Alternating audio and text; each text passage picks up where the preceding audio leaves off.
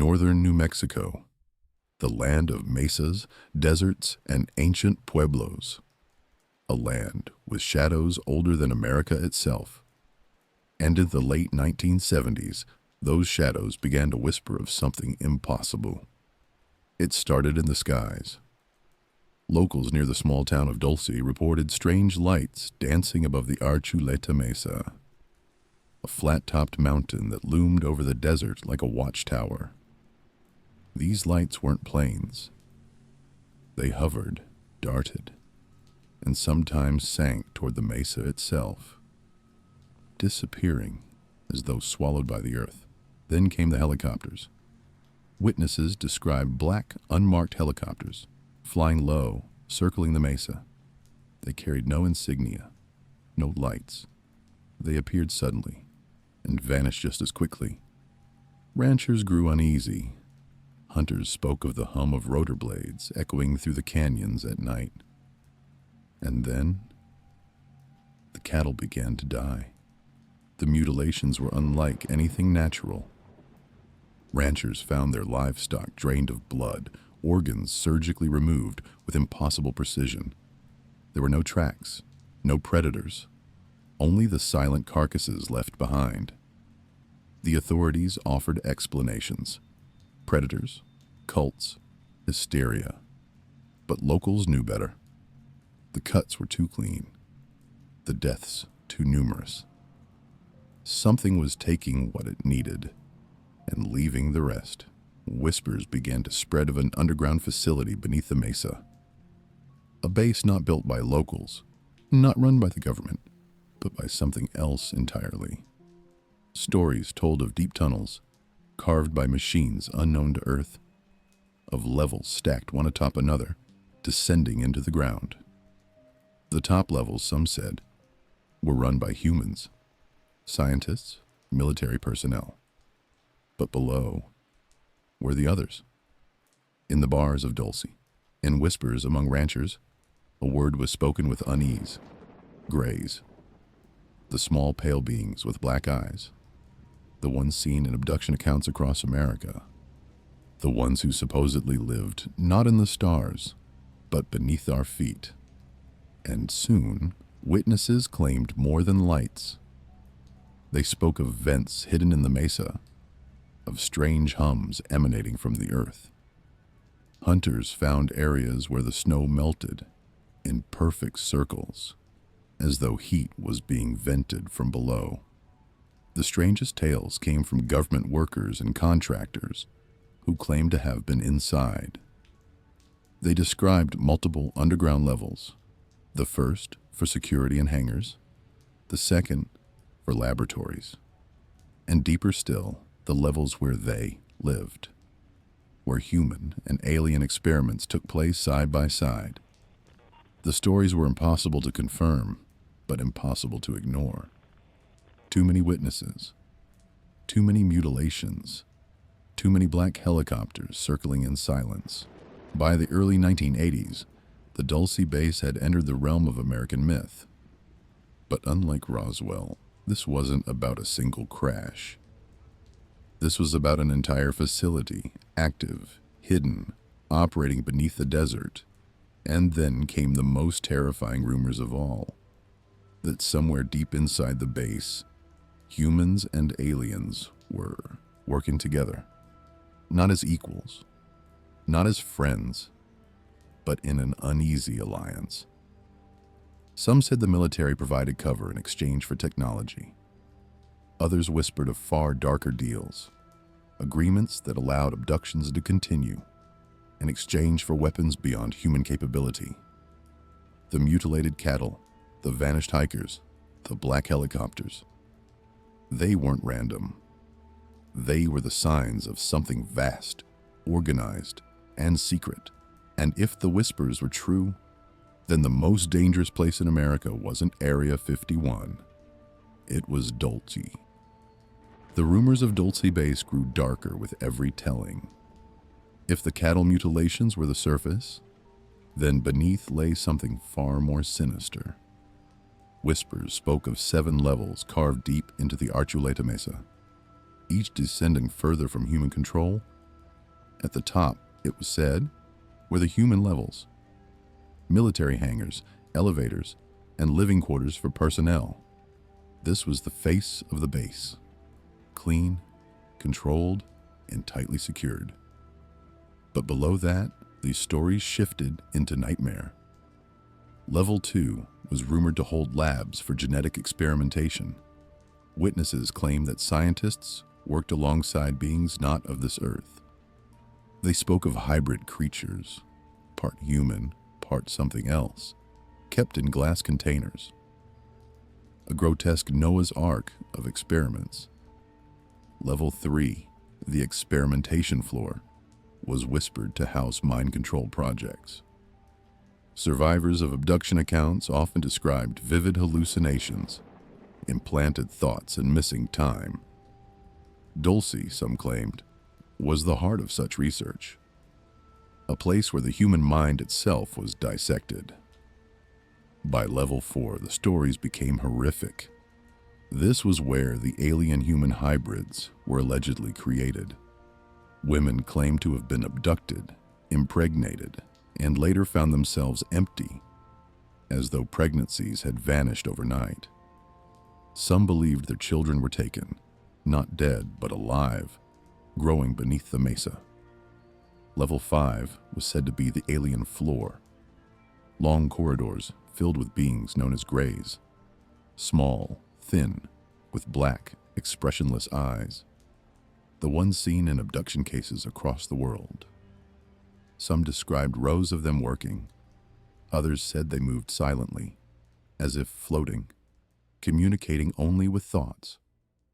Level 6, the most grotesque of all, was called Nightmare Hall. This was where witnesses claimed genetic horrors were kept. Creatures not found in any biology book. Beings that screamed, part animal, part human. One story described cages holding reptilian creatures, their scales glistening in dim light. Others told of human prisoners, people who had been taken and transformed into something unrecognizable. And finally, level 7. Almost nothing is said of it, only that it was the deepest and the darkest. Some whispered it was storage for failed experiments. Others claimed it was something far worse, a prison for humans who were never meant to be seen again.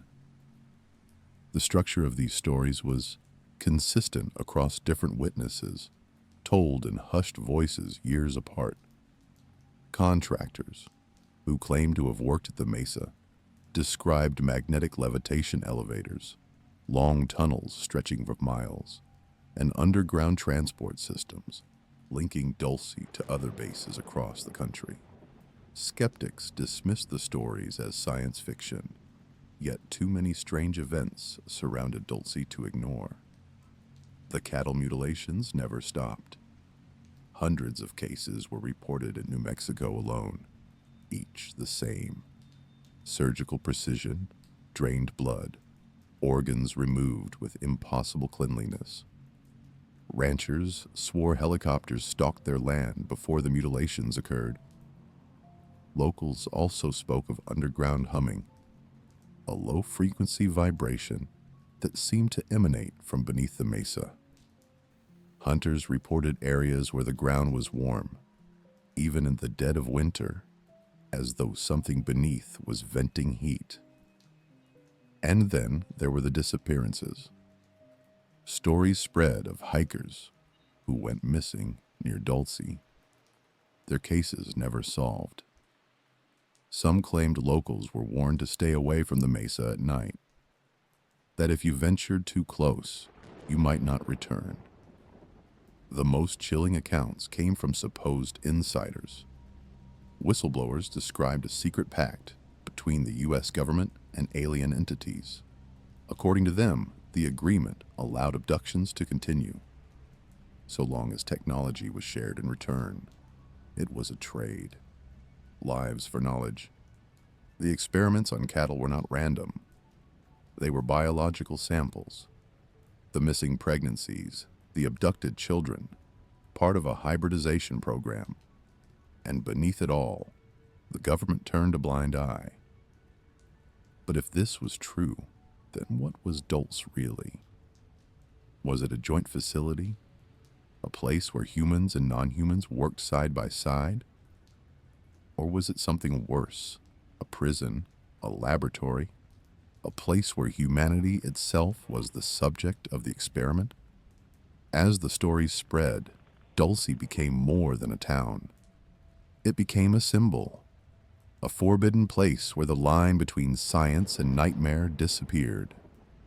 A reminder that the ground beneath our feet may hide not just tunnels, but secrets too dark to imagine.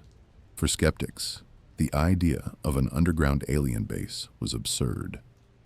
But for those who lived in Dulce, the shadows on the mesa, the helicopters, the mutilated cattle, they were too real to dismiss. And the whispers only grew louder. Because if there were truly levels beneath the mesa, then not all of them were under human control. And soon, stories would emerge of what happened when humans tried to fight back. Among all the whispers of Dulce Base, one story stands above the rest.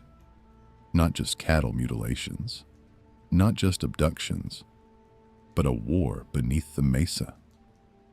The account came from a man named Phil Schneider, a former government engineer who claimed to have worked on deep underground military projects. In the mid-1990s, he began to speak publicly, warning that something horrifying was happening beneath American soil. According to Schneider, he had been sent in the late 1970s to work on underground tunneling operations at Dulce. His team believed they were carving out caverns for military use. But when their drills broke through into a hidden chamber, they discovered they were not alone. What waited inside was not empty rock. It was a base already occupied. Schneider described encountering gray aliens, the same beings reported in abduction cases. Only this time, they were not observing quietly. They were defending. The engineers and military escorts that accompanied them were ambushed. Energy weapons were fired. Schneider claimed a blue beam of plasma struck his chest, burning him badly. He said many men died in the chaos that followed.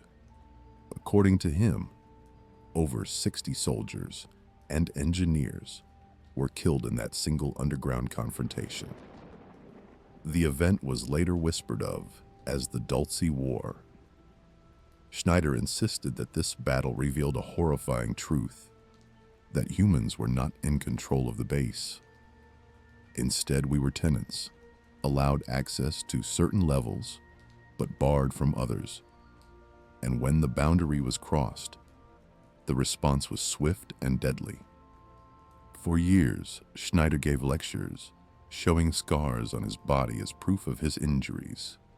He warned that a secret war was being fought underground, not just in Dulce, but across the United States, in a network of hidden bases connected by tunnels. He described advanced technologies, magnetic levitation trains, linking facilities, energy weapons, and genetic labs beyond anything in human science. He spoke of human-alien treaties, of betrayals, of experiments done in the shadows.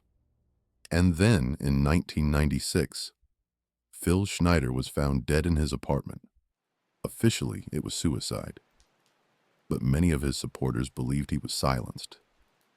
They claimed the manner of his death was too suspicious, too clean, as though someone had staged it. The Dulce battle remains one of the most controversial elements of the story. Skeptics call it fantasy, but the consistency of the rumors, of multiple levels, of genetic labs, of violent clashes, has given it a place in the dark lore of ufology. For locals in Dulce, the whispers persisted. Strange lights continued to appear over Archuleta Mesa. Ranchers still found mutilated cattle, and the hum of underground machinery was still reported in the desert night. To believers, the battle was proof of a hidden war, A war not on the surface, but beneath it. A war humanity could not win. Because if Phil Schneider was telling the truth, then the government knew all along. They knew the base existed. They knew what was beneath. And they knew there was no escape from the deal that had been made. The battle at Dulce was not the end. It was a warning. A reminder of what happens when humans push too far into shadows that are not theirs to enter. And if the rumors are true, then the war never ended. It simply went deeper. The stories of Dulce Base never received official confirmation. No documents were leaked. No military spokesperson ever stepped forward. And yet, the whispers never died. To this day, ranchers still speak of mutilated cattle. Locals still describe black helicopters flying silently across the mesa. And travelers swear they have seen lights vanish into the mountainside as though the earth itself swallowed them. Perhaps the greatest mystery is not whether the base exists, but why so many people risked everything to speak of it. Phil Schneider died under suspicious circumstances. Other whistleblowers disappeared into silence. Even locals who told their stories often faced harassment or were warned to stop talking. It was as if some unseen force wanted the subject buried deeper than the base itself. But silence does not erase truth. The rumors of Dulce speak of an alliance, a secret treaty where humans and Greys coexist uneasily, trading lives for technology. If this is true, then Dulce is not an anomaly. It is a blueprint, one of many hidden facilities where humanity shares its world with something it cannot control. And that possibility is far more terrifying than the base itself. Because if Dulce is real, then the surface of our planet is just a thin skin stretched over a hidden empire. A second world beneath our feet. A world where humans are not the rulers, but the subjects. The cattle mutilations may be biological sampling. The abductions may be recruitment. And the experiments whispered of in Nightmare Hall may be preparations for something much larger. For skeptics, Dulce is myth. A story born of Cold War paranoia and desert imaginations. But myths have roots, and the roots of Dulce dig deep. What is more chilling? The idea that nothing is beneath the mesa, or the possibility that everything is? If the stories are true, then somewhere under Archuleta Mesa are halls filled with creatures humanity was never meant to see. And perhaps the silence is not denial, but fear. Fear of what will happen if the truth comes out. Fear that we will realize the world we thought we owned is already occupied. The question is not, does the Dulce Base exist? The question is, how deep does it go? And if Phil Schneider's warnings were true, if there really was a battle, if there really is a hidden war beneath our soil, then the future of humanity may already be decided. Not in the skies above, but in the shadows below.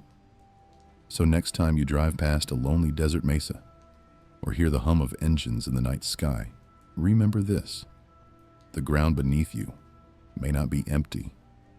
It may be alive and waiting